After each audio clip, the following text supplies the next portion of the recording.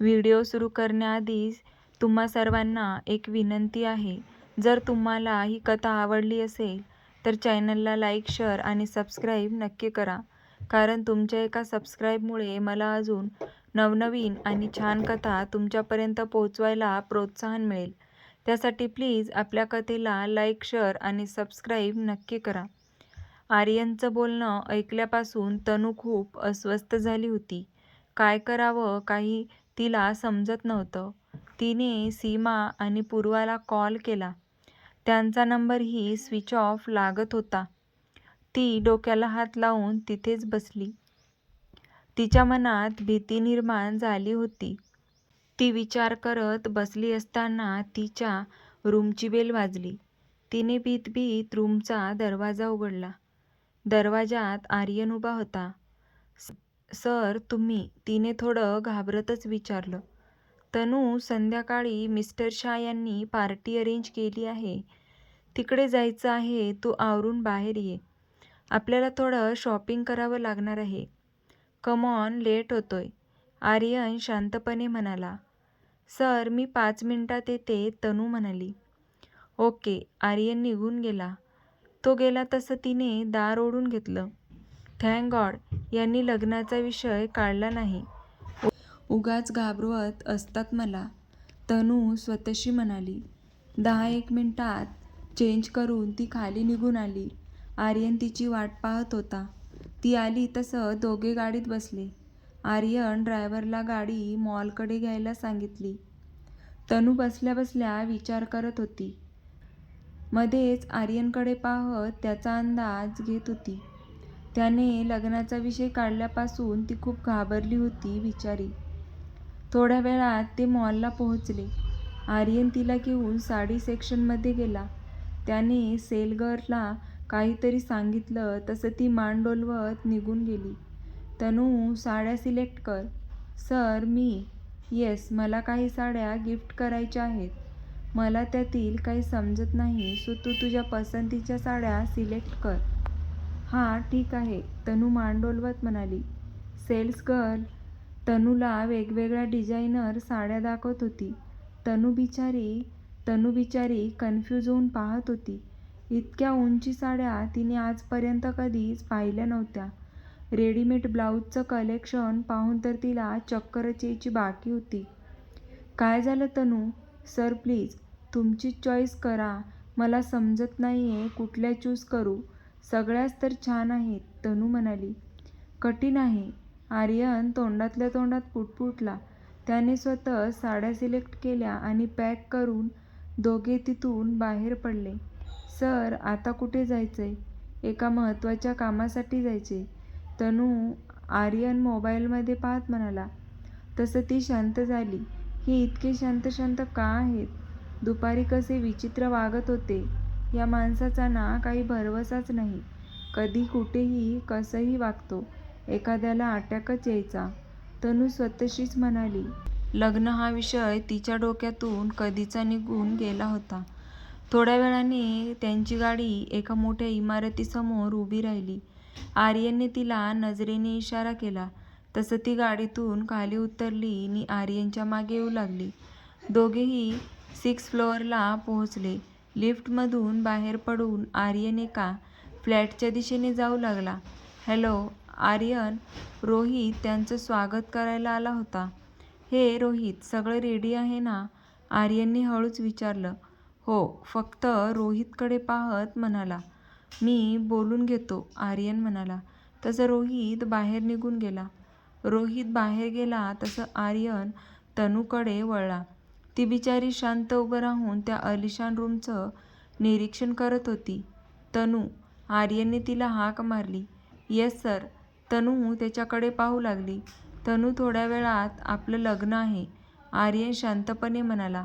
काय? तनू शॉक होऊन त्याच्याकडे पाहू लागली. मी तुला दुपारीच बोललो होतो मला तुझ्याशी लग्न करायचं. एकतर तू मनापासून तयार हो, नाहीतर आपण तुझं अविनाशसोबत लग्न लावून देऊ. आर्यन हसत म्हणाला. काय काय काय म्हणालात तुम्ही? अविनाश? नाही, नको. प्लीज सर, तुम्ही समजून घ्या ना मला. आता लग्न करायचं नाही, माझी काही कारणं आहेत आणि तसंही घरातल्यांना सांगितल्याशिवाय कसं लग्न करू मी? प्लीज सर, मला शक्य नाही हो. तनू डोळ्यात पाणी आणून म्हणाली. मी तुला आधीच बोललो, तुझ्याकडे ऑप्शन नाही आहे. एक तर मी किंवा अविनाश. अविनाशला माझ्या माणसांनी ताब्यात घेतलंय. तू मला नाही म्हणालीस तर त्याच्यासोबत. पण ही जबरदस्ती आहे, तनू उसळून म्हणाली. म्हणून म्हणतोय मनापासून लग्नाला तयार हो. आर्यन. पण मीच का? तनूने विचारलं. आय लाईक यू स्वीटी, मला आवडलीस तू. कुणाशी तरी लग्न करायचं, मग तुझ्याशी का नाही? आर्यन तिचे गाल ओढत म्हणाला. सर प्लीज, माझी तुमच्याशी बरोबरी होऊ शकत नाही. तनू त्याला समजावण्याचा प्रयत्न करू लागली. तनू लिसन, माझ्याकडे तुला समजवायला बिलकुल वेळ नाही आहे. मला नकार ऐकायला आवडत नाही. बेटर तू या लग्नाला तयार हो, नाहीतर तुझ्या दोन्ही मैत्रिणीची नोकरी गेली म्हणून समज. त्या दोघी सकाळपासून गायब आहेत, हे माहिती आहे का तुला? आर्यन तिरकस हसत म्हणाला. काय? किती किती दृष्ट आहात तुम्ही. किती छळताय मला. का माझ्याशी लग्न करायचे तुम्हाला? तुम्हाला माहिती आहे का माझ्यावर किती जबाबदाऱ्या आहेत ते? माझ्या असहाय्यतेचा गैरफायदा घेताय ना तुम्ही.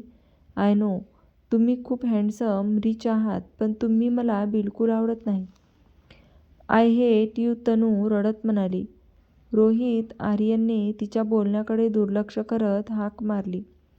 आर्यन, मेकअप आर्टिस्टना सांग, मॅडमना रेडी करा.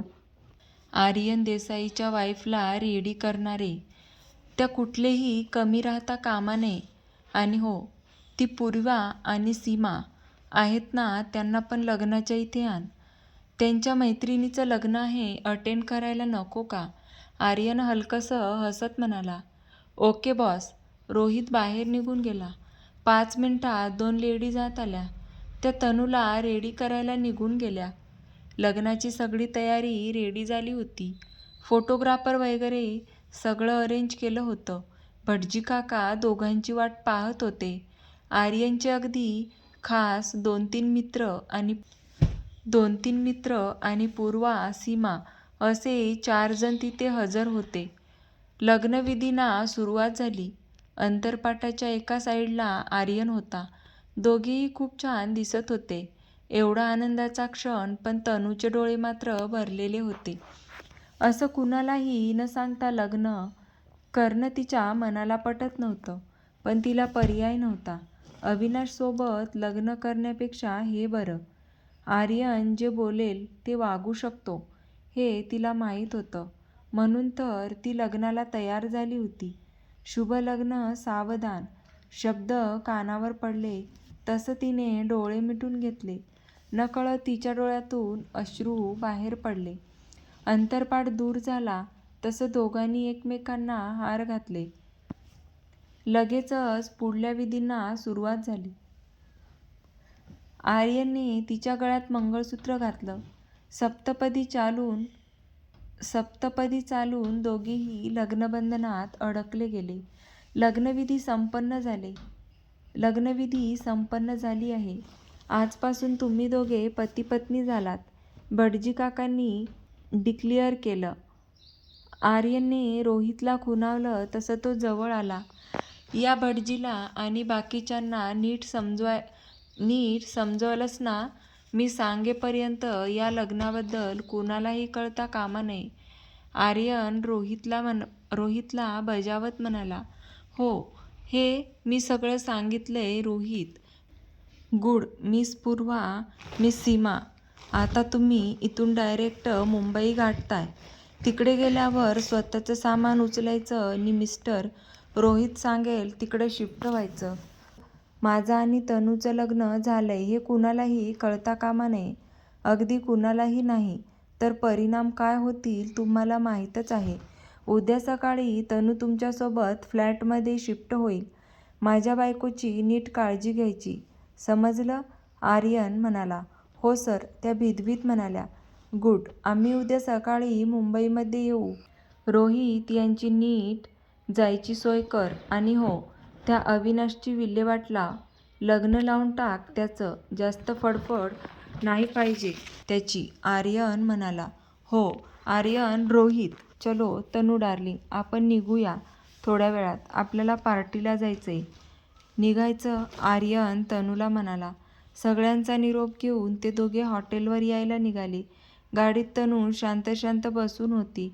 तिला ना स्वतःच्या भविष्याची काळजी होती नि काही. आर्यन तिला त्याच्यासोबत का नेणार नाही हे विचारायची तसदीही तिला द्यावी वाटली नाही.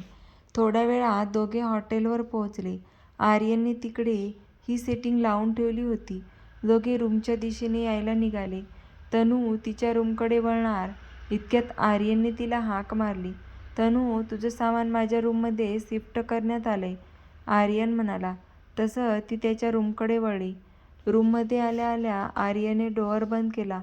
तो तनूसोबत बोलायला जाणार इतक्यात त्याचा मोबाईल वाजला. त्याने कॉल रिसीव्ह केला. हॅलो हॅलो सोनू बोल. जान, आर्यन. दादू, आम्ही मुंबईला आलोय. I am so happy. तू कधी परत येणार आहेस? मी उद्या सकाळी येतो शोना. बरं ऐक, मी जरा बिझी आहे, तुला रात्री कॉल करतो. आर्यनने बहिणीशी बोलून कॉल कट केला.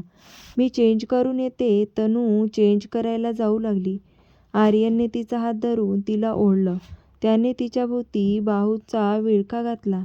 यू सो ब्युटिफुल तनू, आर्यन तिच्या गालावरून हात फिरवत म्हणाला. तुम्ही का केलंत माझ्याशी लग्न? तिच्या मनात राहून राहून एकच प्रश्न घोळत होता. तू मला आवडतेस म्हणून. मी विचारलं तर नाही म्हणालीस. मग माझ्याकडे दुसरा ऑप्शन नव्हता. आर्यन तिला स्वतःकडे वळवत म्हणाला. तुम्ही मला जास्त ओळखत नाही तनू. तुला जेवढं ओळखणं गरजेचं आहे तेवढं ओळखतो मी. बाकी आता लग्न झाल्यावर ओळखू एकमेकांना. बाय द वे, आपलं लग्न डिक्लिअर केलं नसलं तरी you are my wife. So हे मंगळसूत्र गळ्यातून काढायचं नाही. मला बिलकुल आवडणार नाही. Is date clear? आर्यन, हं, तनू म्हणाली. सो आज फर्स्ट नाईट सेलिब्रेट करूया, आर्यन तिच्यावर नजर रोखत म्हणाला. तसं ती बावरली. तिच्या चेहऱ्यावरील भित्रेभाव पाहून त्याला हसायला येऊ लागलं. त्याने तिला मिठीत खेचलं आणि तिच्या डोळ्यात पाहू लागला. ती मान झुकून उभी होती. घाबरायला काय झालं? You are mine sweetheart. तू फक्त माझी आहेस.